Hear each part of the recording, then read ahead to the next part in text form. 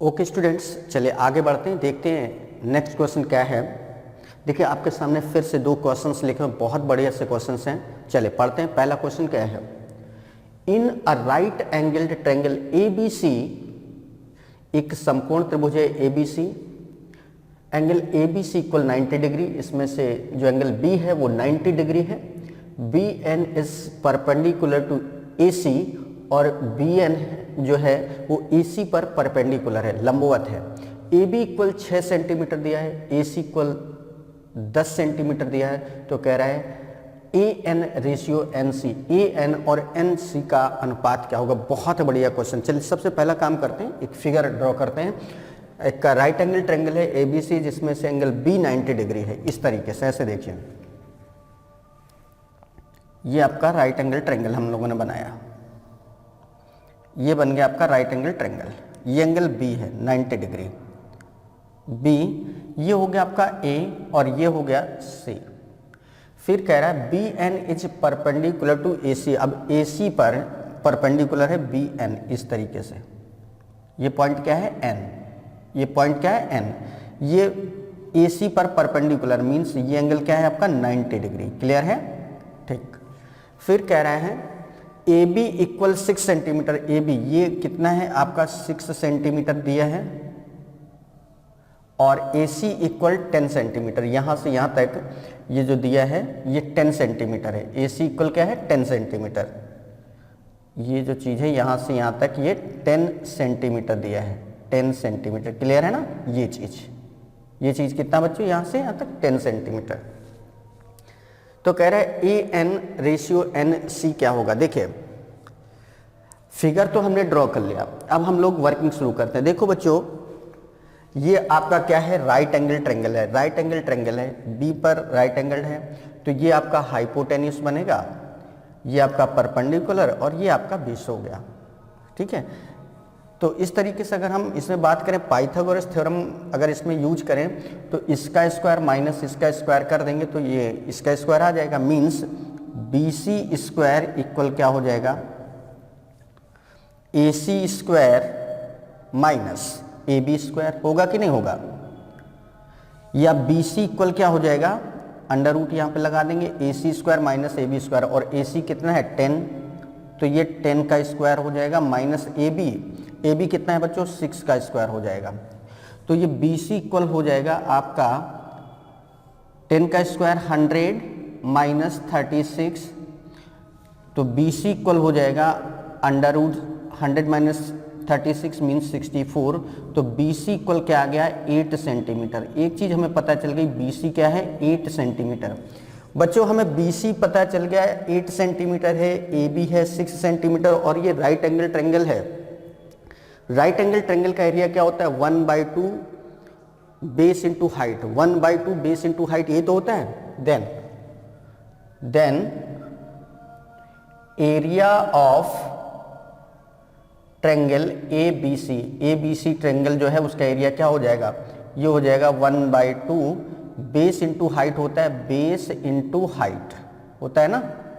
तो कितना हो जाएगा बेस इंटू हाइट, मतलब 1/2 बेस इसका कितना है, BC कितना है 8 है, और हाइट मीन्स ये चीज AB ये कितना है 6, तो 8 6 48/2 मीन्स कितना आ गया 24 सेंटीमीटर स्क्वायर। कितना आ गया बच्चों 24 सेंटीमीटर स्क्वायर। मीन्स इस राइट एंगल ट्रायंगल का एरिया कितना आ रहा है 24 सेंटीमीटर स्क्वायर। इस राइट एंगल ट्रायंगल का एरिया 24 सेंटीमीटर स्क्वायर आ रहा है, ये दिमाग में रखिएगा। अब एक बात बताओ, बहुत एक जेन्युइन बात पूछ रहे हैं।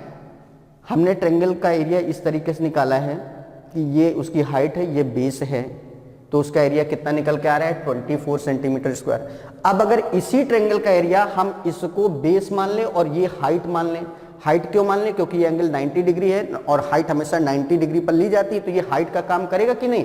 तो ये बेस हो गया और ये क्या हो गया हाइट हो गया, तब भी तो एरिया वही आएगा, एरिया तो नहीं बदल जाएगा।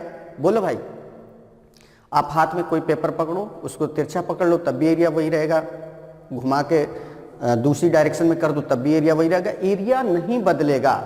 इस ट्रेंगल को चाहे ऐसे रखो, चाहे ऊपर से ये कोना इधर की तरफ कर दो, ये उधर की तरफ कर दो, या इसको ऐसे घुमा के इधर कर दो, या इसको घुमा के उधर कर दो, या इस कोने को घुमा के इधर कर दो, तो एरिया तो वही रहेगा। मतलब चाहे हम इस तरीके से ऐसे एरिया निकालें, इसको हाइट और इसको बेस मान के, या इसको बेस और इसको हाइट मान के एरिया निकालेंगे, तब भी एरिया वही आएगा। ये बात बहुत इंपॉर्टेंट है, ठीक है ना। एरिया कभी नहीं बदलेगा, ठीक है। पोजीशन बदल जाने से चीज का एरिया कभी भी बदलेगा नहीं। Got it. चलिए, तो अब हम एरिया की बात करते हैं। नाउ अब अगर एरिया हम निकालें, now area of triangle ABC क्या हो जाएगा बच्चों? 1/2 बेस इंटू हाइट। फार्मूला वही है, देखना, बेस इंटू हाइट कितना आ जाएगा? 24 आना चाहिए, 24 सेंटीमीटर स्क्वायर। अब जरा यहां देखो, 1/2 तो ऐसे रहा, बेस आपका ये हो जाएगा AC, 1/2 AC into height, height क्या हो गई? BN हो गया, इक्वल क्या हो जाएगा? 24। अब ये हो जाएगा 1/2 इंटू AC हमें पता है कितना है? 10 इंटू BN इक्वल क्या हो जाएगा? 24। तो इससे ये 2 5 जा 10, 2 से डिवाइड करेंगे बच्चों इसको, तो ये 5 आ जाएगा। 5BN इक्वल 24 मीन्स यहाँ से BN की वैल्यू क्या आ जाएगी? BN की वैल्यू आ जाएगी 24/5। BN की वैल्यू क्या आ जाएगी? 24/5। जब हमें ये पता चल गया कि BN कितना है? 24/5 है, BN ये चीज़ पता चल गई, और ये राइट एंगल ट्रायंगल है, ठीक है। तो ये पता है, इधर ये पता है, तो NC निकाल सकते हैं ना पाइथागोरस थ्योरम से। देन देखो, ये 90 डिग्री है, तो ये हाइपोटेन्यूस बनेगा, और एक साइड ये मीन्स इसका स्क्वायर प्लस इसका स्क्वायर इक्वल क्या होगा? BC का स्क्वायर। देन BC का स्क्वायर इक्वल क्या होगा? BN का स्क्वायर प्लस NC का स्क्वायर। BN का स्क्वायर प्लस NC का स्क्वायर, यही होगा ना। अब BC हमें पता है क्या है? 8 का स्क्वायर मीन्स 64 इक्वल BN कितना है? 24/5 इसका स्क्वायर, तो 24/5 का स्क्वायर प्लस NC निकालना है, तो NC स्क्वायर ये ऐसे लिख दिया। सॉल्व करेंगे कितना आ जाएगा? 64 इक्वल 24 का स्क्वायर बच्चों क्या हो जाएगा? 24 का square 576 upon 25 plus NC square, तो इससे NC स्क्वायर क्या आ जाएगा? इससे NC स्क्वायर इक्वल आ जाएगा 64 माइनस 576 अपॉन 25, ये तो आएगा। तो ये आ जाएगा 64 इंटू 25 करेंगे, 64 इंटू 25 करेंगे तो कितना हो जाएगा? ये हो जाएगा 800 माइनस 576 अपॉन 25, तो कितना हो जाएगा? यहाँ पर सॉल्व कर ले रहे हैं इतनी जगह में। इधर देखें, 800 में 576, तो 10 में से 6, NC स्क्वायर इक्वल क्या हो जाएगा? 10 में से 6 गया 4, इधर क्या बचेगा? 224, कितना आ गया? 224, ठीक है ना। तो ये हो जाएगा आपका,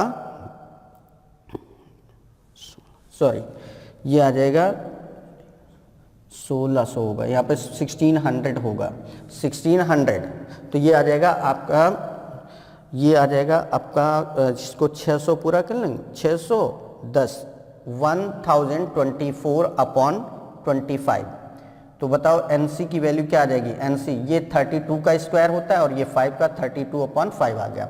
NC पता चल गया 32/5 है। NC बच्चों क्या है? 32/5 है। अब इससे AN हम निकाल सकते हैं, तो AN क्या हो जाएगा? AN इक्वल कितना हो जाएगा? AN देखो ये पूरा AC कितना है? 10 में से NC कितना आ रहा है? 32 माइनस 5, तो AN इक्वल क्या हो जाएगा? 10 माइनस 32/5, तो 5 इंटू 10 50 माइनस 12, AN इक्वल क्या हो गया? 18/5, 18/5, 18/5।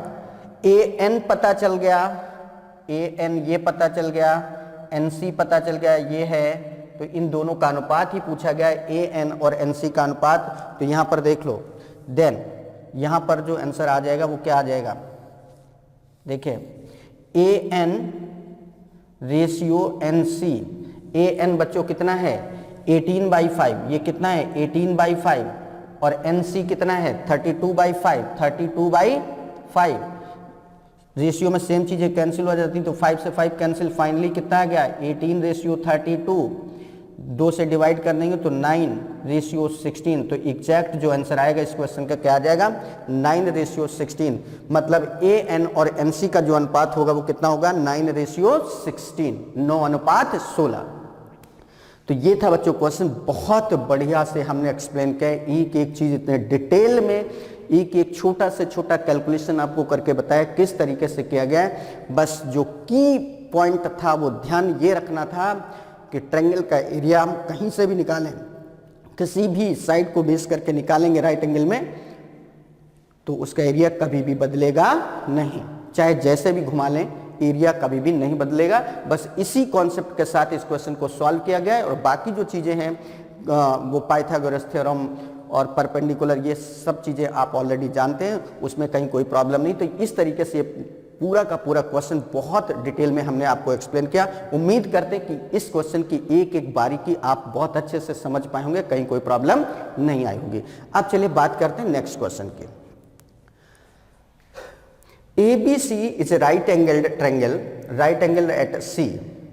ABC एक समकोण त्रिभुज है जो कि C पर समकोण है, and P is the length of perpendicular, और P जो है वो परपेंडिकुलर की लेंथ है, लंब की लंबाई है, फ्रॉम C ऑन AB, जो कि C से AB पर डाला गया है। If ABC are the length of sides BC, CA and AB, मतलब BC जो साइड है उसकी लंबाई A है, CA की लंबाई B है और AB की लंबाई C है, then relation between P and AB, तो P, A और B के बीच में रिलेशन क्या है, बहुत बढ़िया क्वेश्चन ये भी है। तो चलिए देखते हैं। ABC एक राइट एंगल ट्रायंगल हम लोग बनाएंगे, ये हमारा राइट एंगल ट्रायंगल हो गया ABC, और कहां पर ये राइट एंगल है C पर, तो यहां पर ये C हो गया राइट एंगल, तो ये A हो गया और ये क्या हो गया बच्चों B होगा। P is the length of perpendicular free from AB, AB पर परपेंडिकुलर डाला गया, C से ये AB पर लंब डाला गया, मतलब ये एंगल कितना है 90 डिग्री का है, क्लियर है। और इसकी लंबाई बच्चों क्या है P, ये क्या है इसकी लंबाई है P। फिर कह रहा है BC जो साइड है BC, इसकी लंबाई क्या है A, ये चीज क्या है A है। CA की लंबाई क्या है BCA, इसकी लंबाई क्या है B है, और इसकी लंबाई क्या है C है, ये चीज क्लियर है। चल ये तो फिगर की बात आ गई। अब देखो फिर से वही काम करते हैं बच्चों कि ये राइट एंगल ट्रायंगल है, तो इसमें इसका स्क्वायर इक्वल क्या होगा, इसका स्क्वायर प्लस इसका स्क्वायर, ठीक है। और अगर हम एरिया की बात करें तो area of triangle ABC, triangle ABC जो है राइट एंगल ट्रायंगल है, इसका एरिया क्या होगा, ये हो जाएगा आपका 1/2 बेस इंटू हाइट। इसका बेस क्या है, देखो बेस A है और हाइट क्या है B, तो 1/2 A इंटू B, मतलब 1/2 AB। इस ट्रायंगल का एरिया क्या आ गया 1/2 AB। अभी हमने इसको बेस माना और इसको हाइट माना, तो एरिया क्या आ रहा है 1/2 AB आ रहा है ना।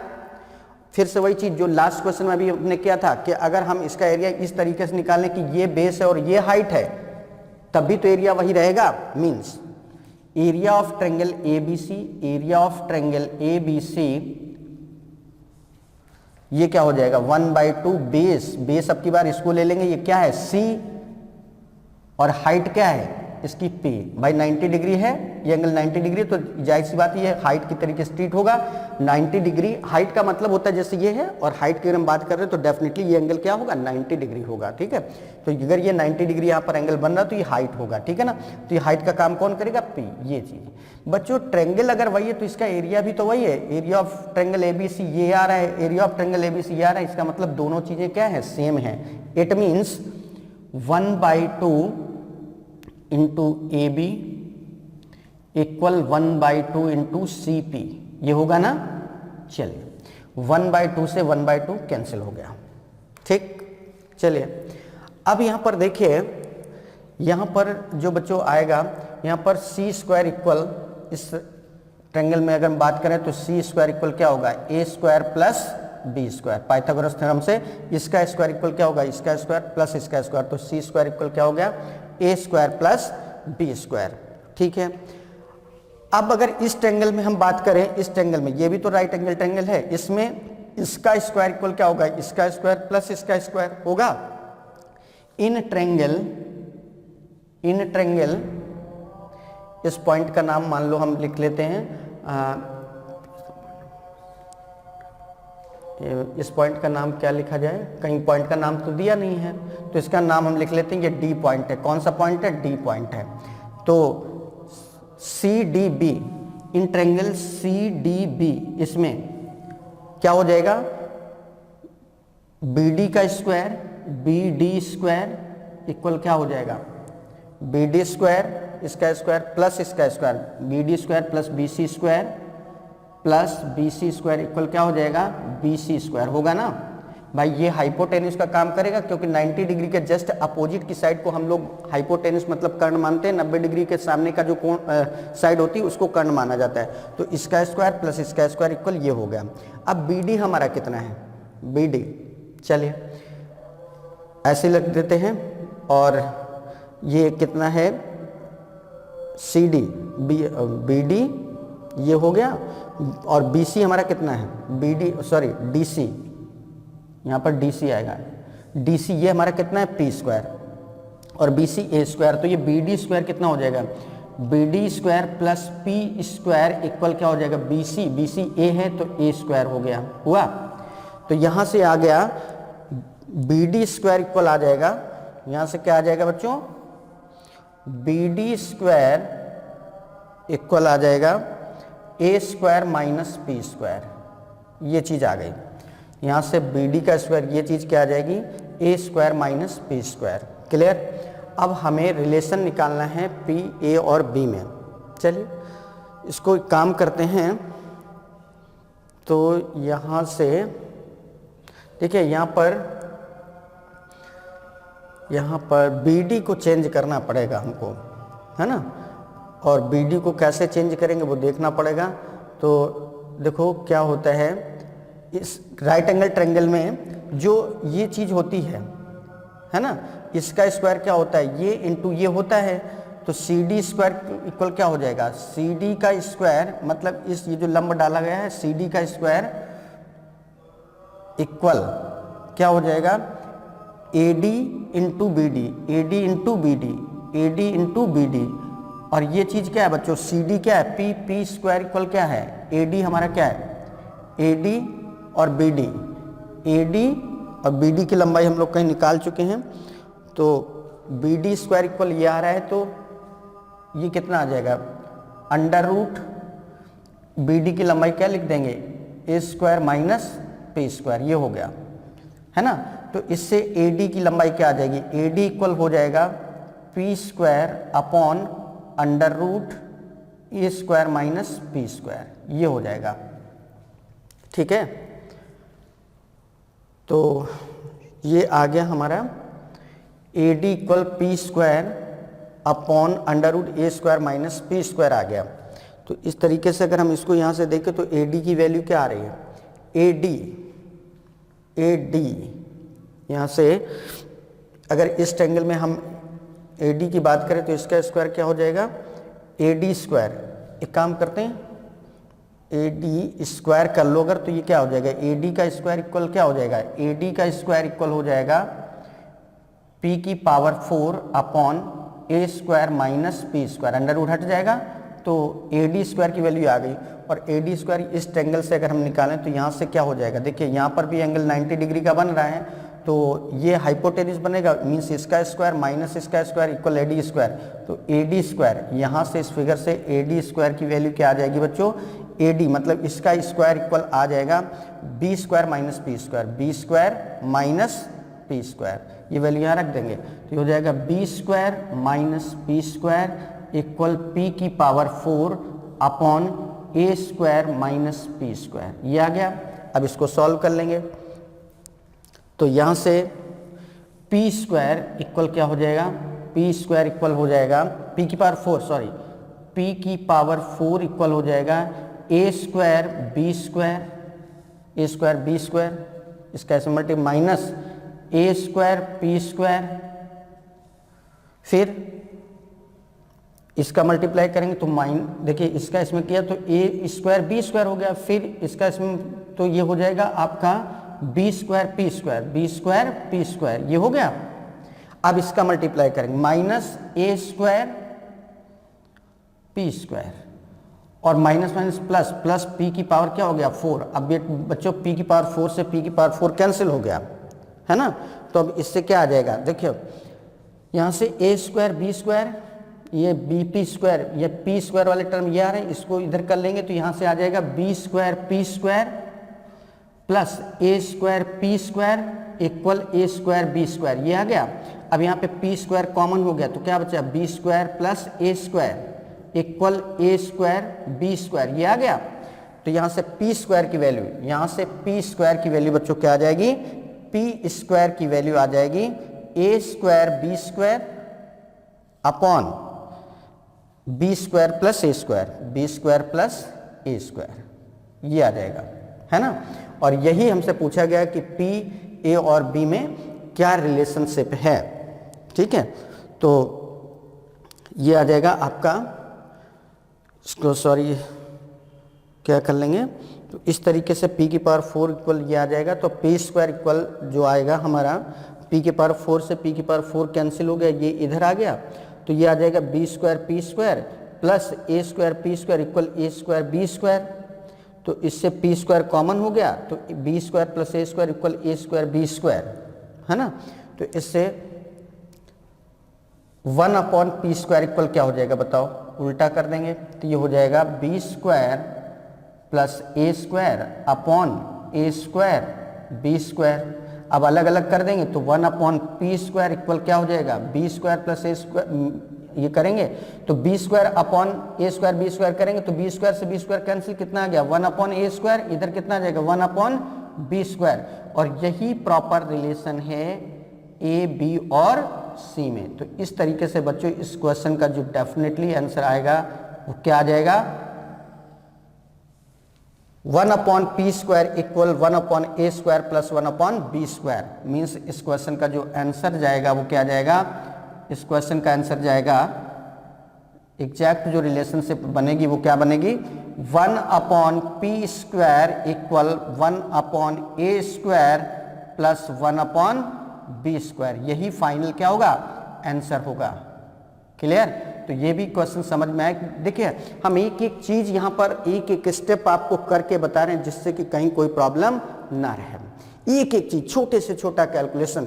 और बच्चों वो सारी चीज आपको बहुत पहले से पता है, बहुत पहले से पता है। जब से ज्योमेट्री हमने शुरू की है, जब से हमने की पॉइंट शुरू किए हैं, जब से हमने थ्योरम्स बताना शुरू किया है, धीरे धीरे धीरे धीरे करके क्वेश्चंस की कैटेगरी चेंज हो रही है, लेकिन कहीं पर करने में कोई समस्या नहीं आ रही। तो देख रहे हैं आप किस तरीके से बच्चों यहाँ पर इन क्वेश्चंस को सॉल्व किया। मजा आ रहा होगा आपको, रियल बहुत मजा। बेशक वर्किंग थोड़ी सी ज्यादा है, लेकिन करने में सच बताना, दिल की बात बताना, मजा आ रहा है कि नहीं। कितना बढ़िया सेशन चल रहा है, कितना बढ़िया। अरे वाह, एरिया ऑफ ट्रायंगल ऐसे निकालते हैं, एरिया ऑफ ट्रायंगल अगर ऐसे निकालते हैं तो अगर यहाँ से निकाला तो इस तरफ से निकालेंगे तब भी तो एरिया वही आएगा। ये बात तो हमें पता है, ऐसी फीलिंग आपके मन में आ रही है कि बिल्कुल सही बात चल रही है यहाँ पर। फिर हमने क्या किया है, दोनों को इक्वल कर दिया। फिर हमने ये वाला जो ट्रायंगल है इसमें पाइथागोरस थ्योरम लगाई और इससे ये रिजल्ट आ गया। जब ये रिजल्ट आ गया तो इससे हम यहाँ पर पहुँच गए, तो B D square equal a square minus P square आ गया। अब एक पॉइंट होता है कि अगर कोई राइट एंगल ट्रायंगल होता है और उसके कर्ण से हम इस पर इसके यहाँ पर लंब डालते हैं, तो ऐसे में इस लंब की जो लंबाई होती है, मतलब ये सी डी का स्क्वायर मतलब पी का स्क्वायर, भाई सी डी ही तो पी है, तो सी डी का स्क्वायर इक्वल क्या हो जाता है, इसका मल्टीप्लाई इंटू इसका मल्टीप्लाई, मतलब A D into B D हो जाता है। तो यहाँ से P square equal A D into ये आ गया अंडर रूट ए स्क्वायर माइनस पी स्क्वायर। तो ए डी की वैल्यू क्या आ जाएगी ये। अब समस्या ये आ रही थी कि ए डी की वैल्यू हम कहाँ से लाएं, तो ए डी स्क्वायर हमने इस ट्रायंगल में, देखिए ये ट्रायंगल आपका था, ये भी राइट एंगल ट्रायंगल बन रहा है, तो इसमें इसका स्क्वायर माइनस इसका स्क्वायर यही तो होगा AD स्क्वायर। तो इस ट्रायंगल में यहाँ लिखा है AD स्क्वायर इक्वल क्या हो जाएगा, B square minus P square. B square minus P square की वैल्यू यहाँ AD स्क्वायर की जगह क्या लिख दिया, B square minus P square. तो इस तरीके से यहाँ पर फिर धीरे धीरे धीरे धीरे सॉल्व करते गए और फाइनल हमारा जो आंसर आ गया वो क्या आ गया, 1/P square equal 1/A square plus 1/B square. तो बच्चों ये दोनों क्वेश्चंस बहुत ही बिंदास तरीके से आपको समझ में आ गए होंगे, कहीं कोई इश्यू नहीं, कहीं कोई प्रॉब्लम नहीं। तो चलिए बस इसी तरीके से हम लोग लगे रहेंगे और बिल्कुल भी परेशान नहीं होना है। देखिए हमेशा याद रखना कि जो चीज़ें थोड़ी देर के लिए हमें परेशान करती हैं उनका आनंद आगे बहुत ज़्यादा मिलता है। और कभी कभार ऐसा होता है कि जो चीज़ें हमें क्षण भर के लिए आनंदित करती हैं, अदरवाइज मत लेना हम क्या कह रहे हैं, इसको समझ लेना पॉजिटिव वे में कह रहे हैं, जो चीज़ें हमें पल भर के लिए आनंद देती हैं भाई जिंदगी भर तकलीफ दे जाती हैं। तो बचना है ऐसी चीज़ों से, ठीक है। और बिल्कुल बिंदास तरीके से लगे रहिए, हंसते मुस्कुराते रहिए और बस ऐसे सीखते रहिए। तो चलिए अब हम लोग बात करेंगे अपने नेक्स्ट क्वेश्चन की, देखेंगे नेक्स्ट क्वेश्चन क्या आता है।